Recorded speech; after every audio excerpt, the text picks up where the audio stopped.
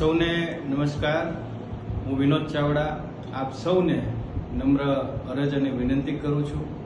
7 મહિના રોજ જ્યારે ગુજરાતની અંદર લોકસભાની ચૂંટણીનું મતદાન છે, લોકશાહીનું પર્વ છે, ત્યારે લોકશાહીના પર્વની ઉજવણી આપણે સૌ સાથે મળીને કરીએ।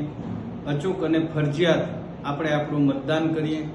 હું મોરબી, કચ્છ અને ગુજરાતની સૌ જનતાને અપીલ કરું છું કે આપણે વધારેમાં વધારે આપણે સૌ મતદાન કરીએ। એ આપ સૌ પાસે મારી નમ્ર અરજ કરું છું।